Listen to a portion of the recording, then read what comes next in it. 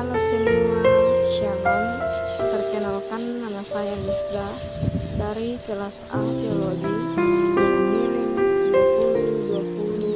2020250017. Baik, di sini saya akan menjelaskan 3 peristiwa penting, yaitu yang pertama, kisah keruntuhan kerajaan Israel Utara yang terdapat dalam 2 Raja-Raja 17 ayat 7 sampai 23.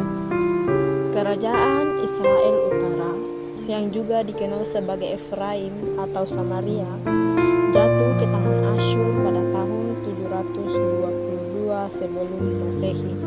Penyebab keruntuhan yang pertama, pelanggaran perjanjian.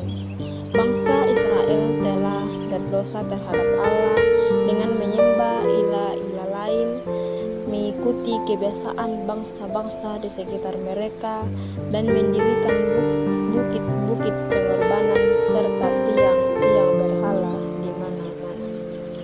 Yang kedua, penolakan peringatan para nabi. Allah telah berulang kali mengutus para nabi, termasuk Elia dan Elisa, untuk memperingatkan mereka agar bertobat, tetapi mereka tegak tekuk dan tidak mau mendengar.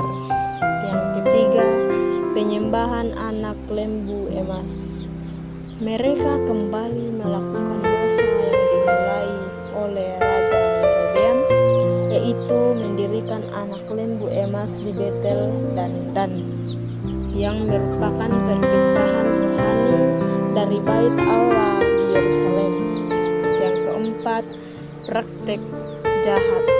Mereka melakukan peramalan sihir dan menjual diri untuk melakukan yang jahat di mata Tuhan, termasuk mengorbankan anak-anak mereka. Kemudian hukum Allah. Yang pertama, pembuangan ke Asyur.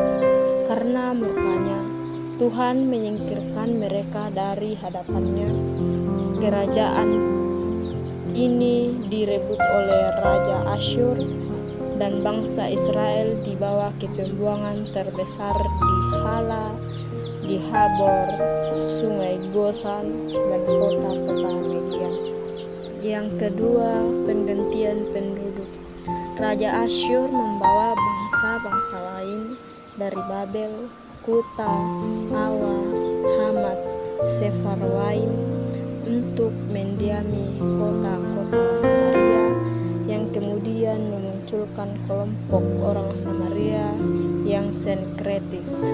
Yang kedua, jelaskan kisah keruntuhan kerajaan Israel Selatan yang terdapat dalam 2 Raja-Raja 23 ayat 36 sampai 2 Raja-Raja 25 ayat 21 dan 2 Tawarik 36 ayat 1 sampai 21.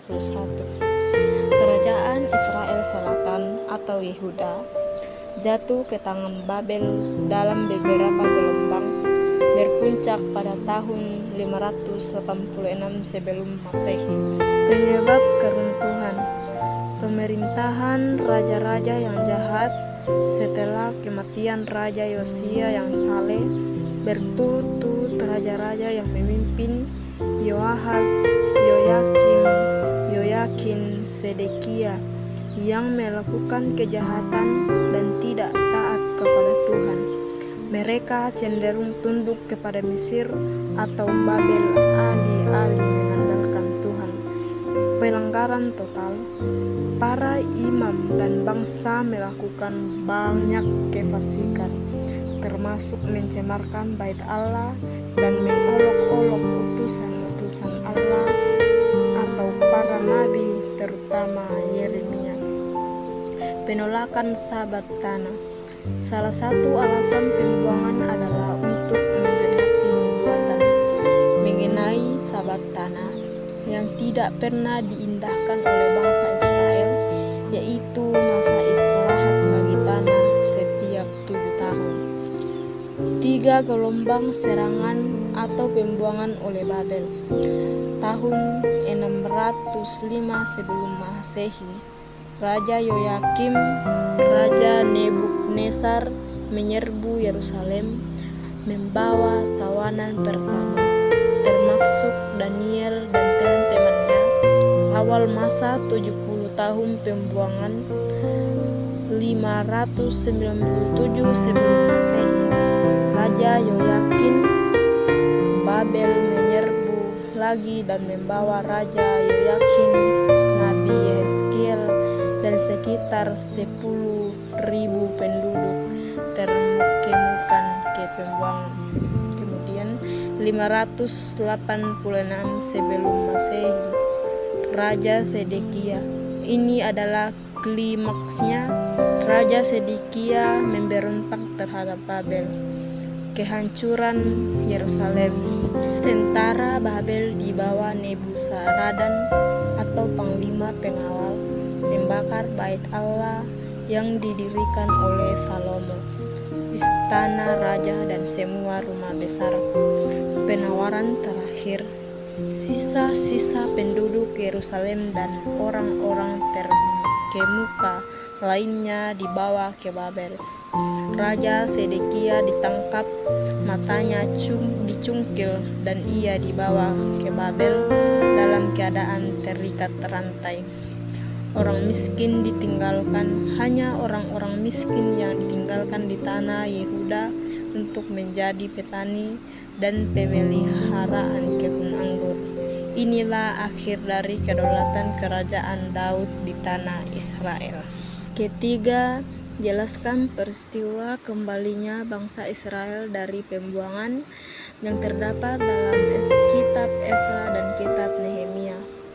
Peristiwa kembalinya bangsa Israel dari pembuangan ke Babel ke Yerusalem terjadi dalam beberapa rombongan didorong oleh dekret Raja Kores dan Persia yang mengalahkan Babel pada tahun 539 sebelum Masehi. Gelombang pertama, pembuangan bait Allah dipimpin Zerubabel dan Yesua sekitar 538 atau 537 sebelum Masehi, tahun pertama pemerintahan Kores, yang dipimpin oleh Zerubabel keturunan Daud gubernur dan Yesua atau Yosua imam besar. Dekret Kores yang mengizinkan orang Yahudi pulang dan membangun kembali bait Allah di Yerusalem, bahkan mengembalikan perkasa-perkasa bait Allah. Membangun kembali bait Allah yang kedua, mereka membangun mezbah, meletakkan dasar bait Allah, tetapi pembangunan terhenti karena perintangan dari musuh-musuh lokal orang Samaria selama sekitar 16 tahun. Pembangunan dilanjutkan setelah didorong oleh Nabi Hagai dan Zakaria, dan bait Allah selesai pada tahun 516 sebelum Masehi. Gelombang kedua, pembaruan rohani dipimpin Esra waktu sekitar 458 sebelum Masehi pada masa pemerintahan Artasasta. Pemimpin Esra seorang imam dan ahli Taurat. Pembaharuan umat dan penegakan kembali hukum Taurat. Esra tiba dengan membawa firman Allah. Ia menerapkan hukum Taurat dan memimpin bangsa Israel dalam pertobatan besar-besaran, terutama mengatasi masalah kawin campur dengan bangsa-bangsa asing. Ini adalah pemulihan identitas religius Israel. Gelombang ketiga, pembangunan tembok kota dipimpin oleh Nehemia waktu sekitar 444 sebelum Masehi pada masa pemerintahan Artasasta. Nehemia seorang juru minum aja di istana Persia. Pembangunan kembali tembok kota Yerusalem. Nehemia diizinkan kembali oleh raja meskipun menghadapi penentangan keras dari musuh-musuh seperti Sanbalat, Tobia, dan Geshem. Ia berhasil memobilisasi rakyat dan menyelesaikan pembangunan tembok dalam waktu yang sangat singkat, yaitu 52 hari. Ini adalah pemulihan identitas politik dan keamanan kota. Nehemia dan Ezra kemudian bekerja sama untuk melakukan reformasi sosial dan rohani, termasuk pembacaan dan penjelasan Taurat secara publik, penetapan kembali peraturan Sabat, dan pembaharuan perjanjian dengan Allah.